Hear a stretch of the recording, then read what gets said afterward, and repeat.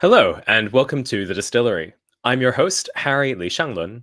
Today we have special guest Nicole He. Hi, Nicole. Hi.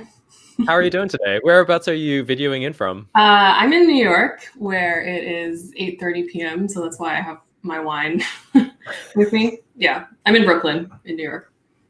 I feel like this is the first time we've had someone actually drinking alcohol on the Distillery. So thank you for bringing home the theme. Yeah, obviously I did it for thematic reasons, not for any other reasons. Nicole, you describe yourself as a creative technologist sometimes. What does that involve? Good question. I guess the way that I like to think about it is that I'm a programmer and I make things, but things that are not necessarily useful. There are lots of things that we can do with new technology that aren't related to necessarily like products or apps or things like that. And there are lots of creative things that we can do with technology. So that's sort of what I focus on. Games is a sort of a subsection of that, but other types of just interactive experiences or art or I don't know, all sorts of things. I mean, sometimes they make things that are also useful by But that's accident. incidental. Yeah. But I think it's just like I guess it's the distinction is like you're not exactly like a software engineer because at least in terms of job titles, because that implies a certain type of job that I think is a little different from being a creative technologist. I don't think I'm doing a good job of explaining it, but it's also like one of those words that doesn't really mean anything. So I just like make weird stuff with computers and also video games sometimes. Making weird stuff with computers is as good a job description as any. And I think you articulated something interesting where you dislodged the normal role of a technologist or someone who makes things with technology from its industrial context or from its like purposefulness. Yeah. And yet you also work with large companies, right? Yeah. So I worked at Google on a team called the Creative Lab as a creative technologist. And basically what that meant was that we got to do a lot of sort of experimental projects. I think when you're talking about companies and job titles, I think creative technologist can be different at different companies. But what we did specifically was like take a lot of the new sort of experimental cutting edge technology that Google was making from like all sorts of different areas. And then we would usually find more playful things to do with it rather than the sort of like very large scale projects. So like at Google, most engineers are probably working on a product like Gmail or like Google Docs or something like that. And so I had the privilege of not working on anything like that and actually just like making whatever weird stuff I wanted for the most part. So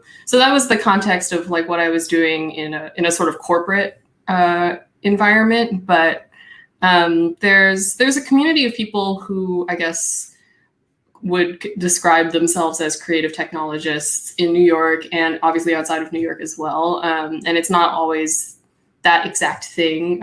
Sometimes it's more directly related to art. Sometimes it's related to like just like activism or I don't know. It could be anything, but I think it's just the distinction from the sort of building a product at a company kind of programming job, which I think is how most people think about programming. So it's mostly, it's like a lot of it is the idea of using code as a tool for creative expression, basically. We just have a comment from Ruby Quayle who says that I think there's a lot of use to weird stuff computers, which is totally true as well. And obviously these companies agree as well.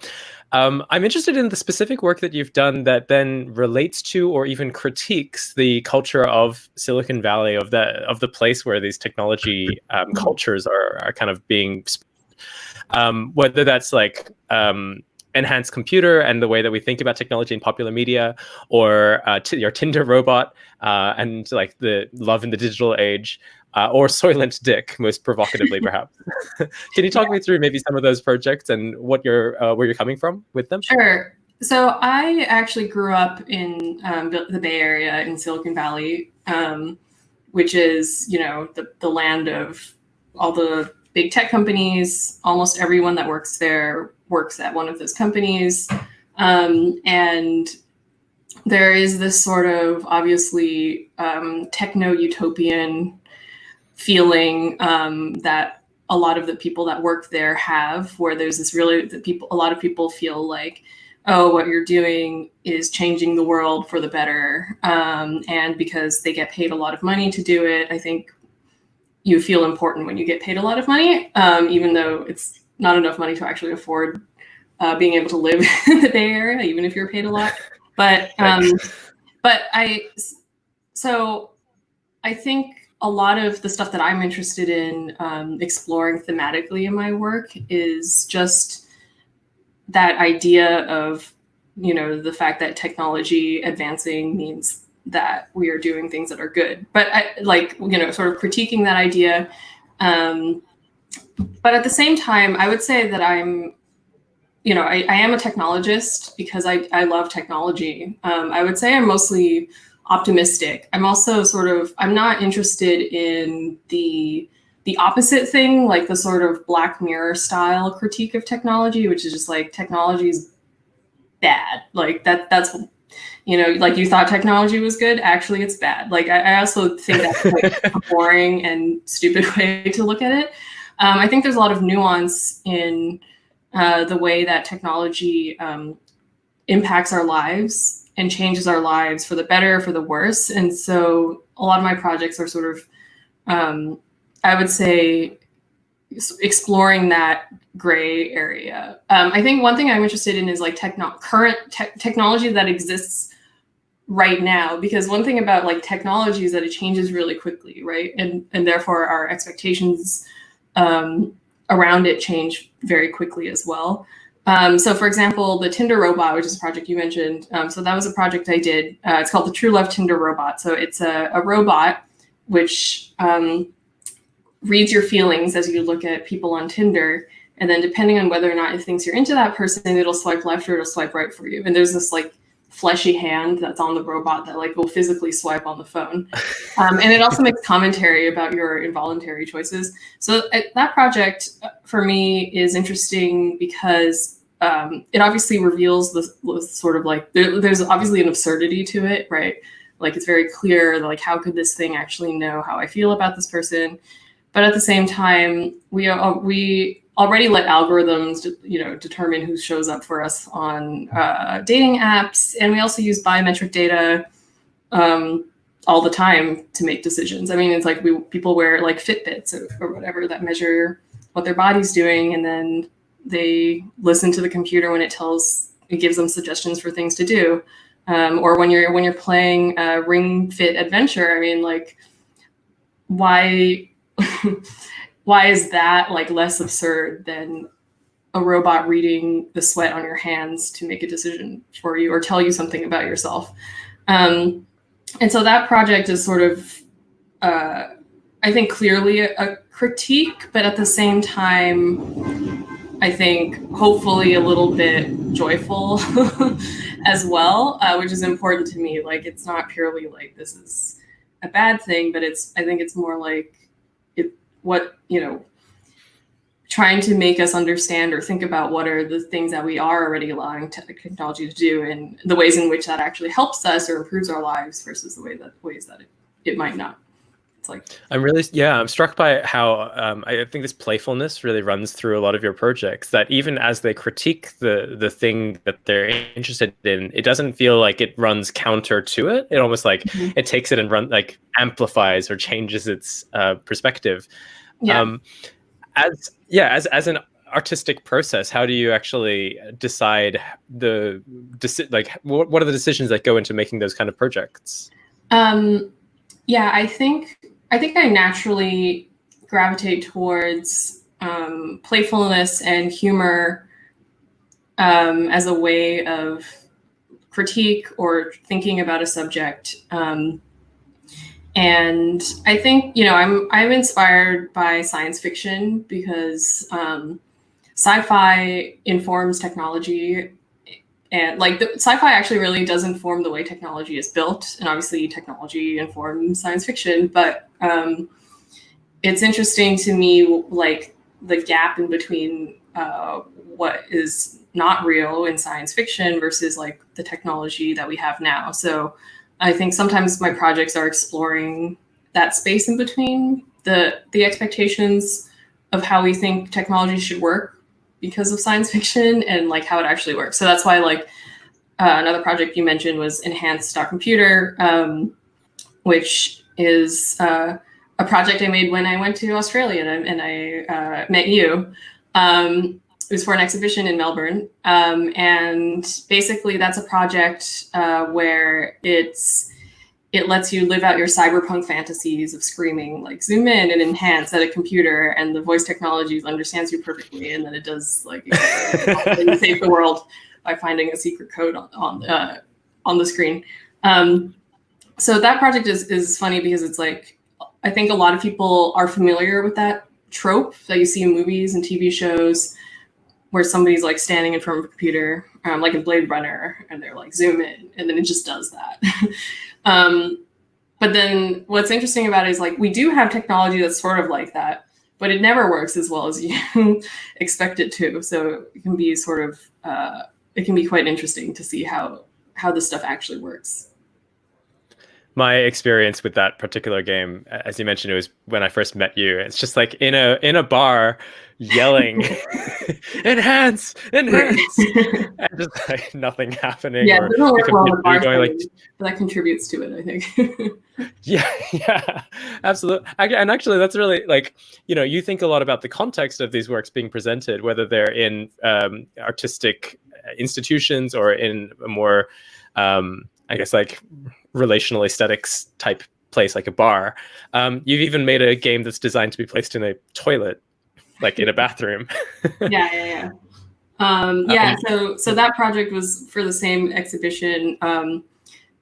And so it was called Secret Dunny Box because it was made for that particular bar bathroom in Melbourne. And I learned that dunny is like Australian slang for bathroom, apparently. I've never called a bathroom a dunny. Yeah, but other Australians have. I was like, I've never heard this word before. But so what that was like, it was a box with a microphone on it with a button. And basically you could hear a secret message left for you by the previous visitor. But you have to leave a message for the next person. And then the way the message worked was that it actually like turns your message into computer text to speech. So you don't hear the actual like voice recording. It's more like the computer tries to repeat what you said based on the text that it heard. And the results can be also quite interesting. I think that was a project sort of about like intimacy. And like it, I mean, also like if you go, I think it's on my website, but you can watch a video of it.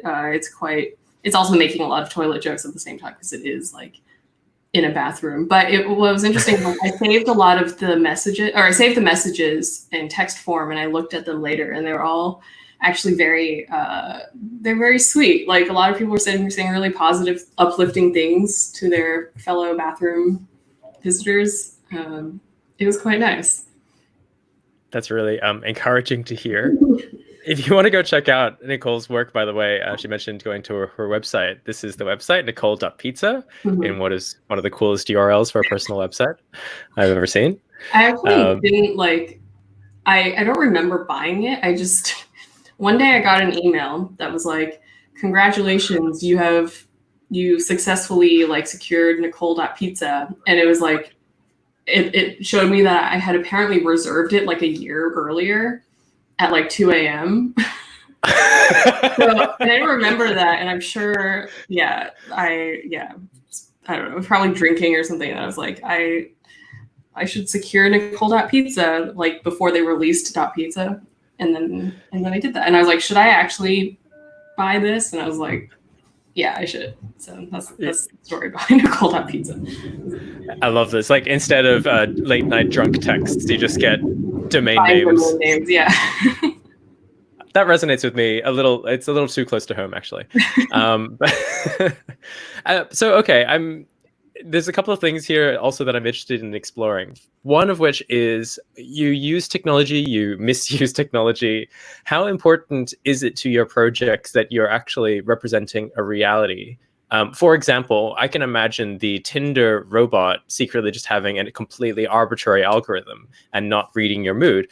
And in fact, the whole notion of like how biometric data is interpreted is kind of questionable and difficult to ascertain. Or for your work with Vogue's interview with Billie Eilish, where AI generated the questions. Like, obviously, that's not entirely AI. There's human input. And that's something that is true of all AI mechanisms. So how pure is the technology use, I guess? That's a bad way to phrase it. But no, yeah, that's a good question. It is important to me. The Billie Eilish one is actually sort of an exception because it's, I worked on a video with Vogue magazine where there was an interview with Billie Eilish, and the premise is that we trained an AI to generate interview questions for her. And that project had a bit more movie magic than I would normally want for my own projects, which is understandable. But like, it is important to me that the fundamentals of it are real. I think it's because like if it's fake, then it's quite obvious that it's fake, and it just like falls apart. You know, I think the projects are only interesting because they aren't entirely speculative. They are based on real technology that actually exists.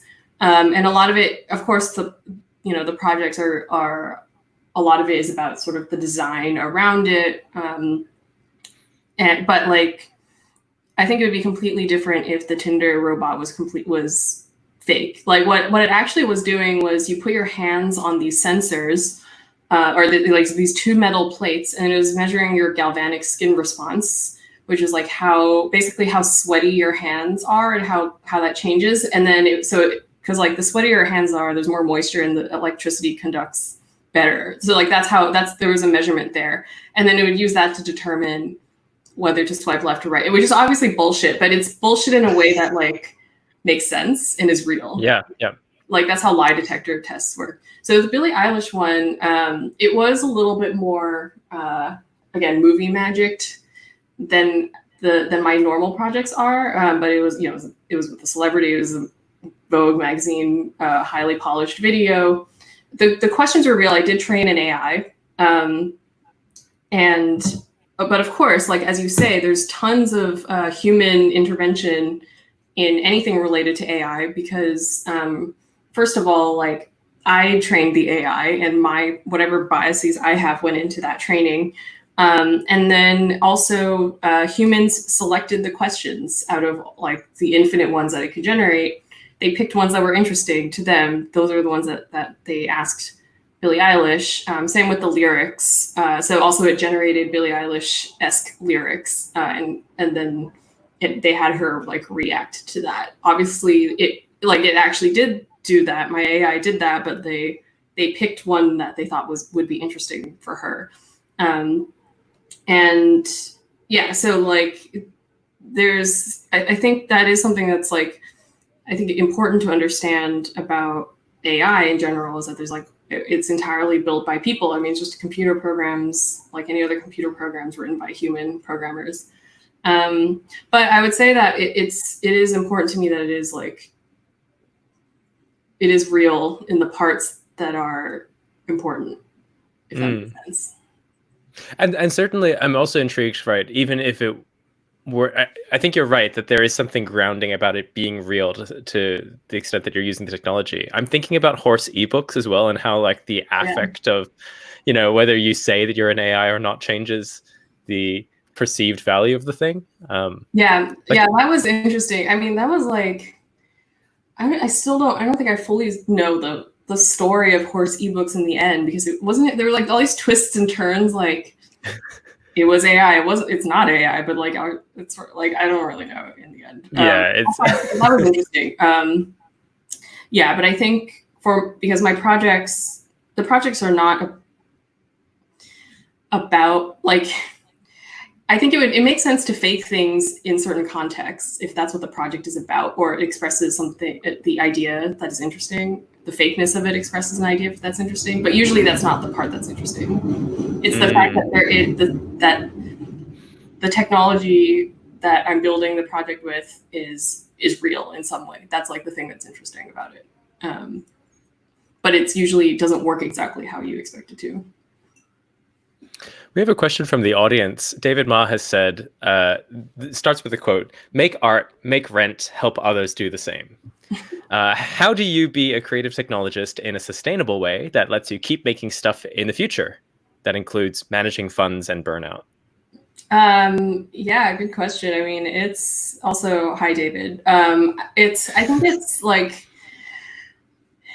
creative technologist as a career path, I think, is still the sort of undefined thing that's different for everybody, and people do completely different things. I don't have like a good answer for that. I mean, for me, I worked at a big company for 2 years where I was paid very well, and that allowed me to then, when I left it, take some time to work on my own projects in a way that where I didn't have to make that much money or money at all for a time period, because I did work at that big company. And I think a lot of people balance that kind of thing where you'll work with more corporate clients or just, like teams, and then you do your own projects that don't make any money.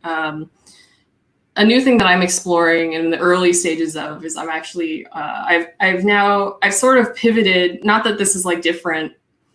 I've pivoted to video games, I would say. Like, again, I think like video games falls under the umbrella of creative technology, but the industries are quite different. And so one of the things that I'm working on 2 games, and one of them is like a commercial indie game, but we're at the sort of early prototype stage of that. But that's interesting to me because it's like a different, making a video game is a product, or these commercial games are products that you sell and people buy them, and if they like them or think they will like them, which is very different actually from the way that people engage with creative technology. And that's actually something I've been thinking about a lot, is like the difference between creative technology as an industry versus like indie games as an industry. Because like one thing, a lot of times when you think about creative technology, it's like the thing is that a lot of people that work in this industry usually make money by making advertising. Like usually what happens is like a big client like BMW or Samsung or something wants to make a really cool interactive exhibition. And so that's where the creative technology happens. Like you make a thing for that and it ends up, and like, in the end it's advertising or it's marketing. And that's sort of like, it's different from the video games model, which is like you're making a product. Hopefully you have funding to make that product, but in the end, it's about whether or not that product can sell. And it's interesting, like as a creative technologist at a company where, like a studio or something, where you have these clients and you're doing work for them, in some ways it might be more stable because you're just like, you're taking clients and they pay you. Whereas like, obviously, as we all know, making indie games is not necessarily lucrative. I mean, it can be for a few people, but like most of the time it's a big, big risk, right? Because the industry's fucked up and you might not make money. But in the end, in creative technology, most of the time you're making advertising. And there's like a limit. And that's not to say that makes it inherently worthless or something like that, but there's a limit to the type of work you can do when it's made for advertising purposes. Right. So like each of these industries feels I'm battling with lag and also being really rude.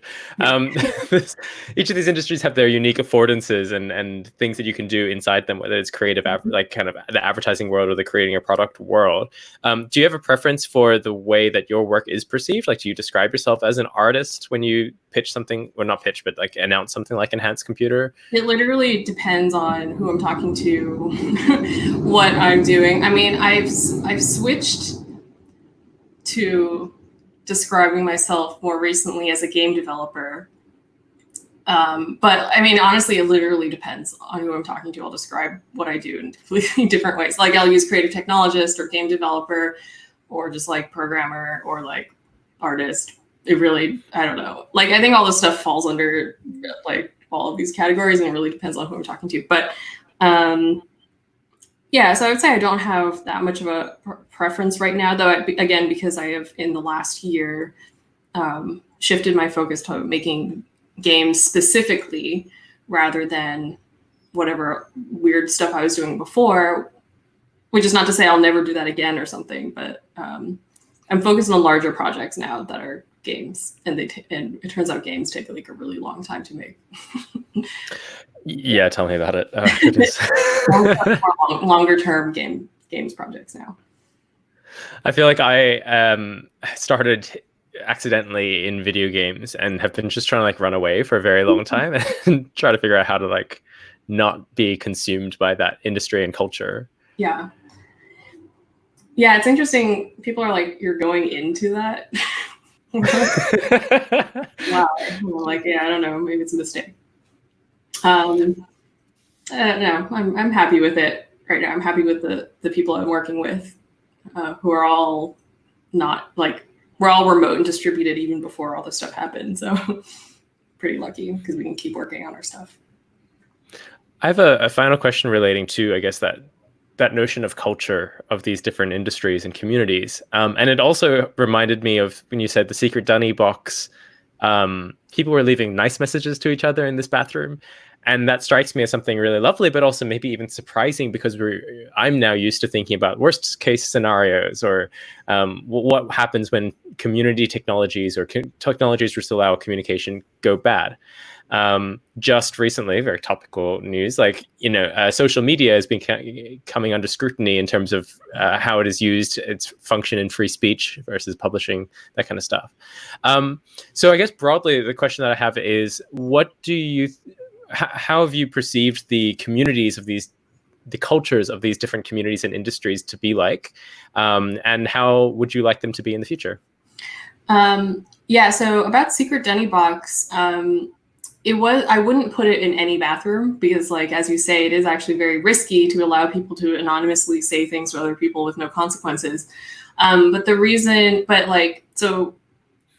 We figured that the bathroom it was in, which is at Bar SK in Melbourne, it had the type of community where, of course, it's not like there was no risk of people saying something shitty, but it felt like we had a sense of what that community was like, and that it was likely to be a safe community, relatively safe community for this type of project. And it turns out it was. We were lucky.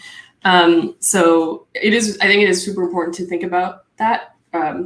So I would say the communities of, there's like a lot, there's so much to say. I know we're running out of time, but there's a lot to say about the communities of creative technology versus games. And like one thing, out of all many things we could talk about, is, to me, one thing that's interesting is that in games, actually there's a discourse of critique that doesn't actually exist in creative technology yet. I think part of it is because games are products that people spend money on, and so there's review sites, there's awards, like there's also very bad discourse around the value of certain games over other games and things like that. But in general, there's a culture of critique around games as a medium, which is not true for creative technology, because again, a lot of the projects are like advertisements, or like something that you look at and you're like, oh, that was cool, and you don't engage with for more than maybe 2 minutes at a time. Like, so that was one reason why I decided to move to games, because it was like, how do I make a project that would get people to like engage with it for like more than 5 minutes. It's like, oh, you call it a video game, and that's how you do it. Right, same thing. You just give it a different. Right. Yeah, no, for real. Yeah, so that's why that's one piece of the culture between those two communities that's different. Brilliant. Well, yeah, I mean, I feel like we could keep chatting for ages and ages about all these things.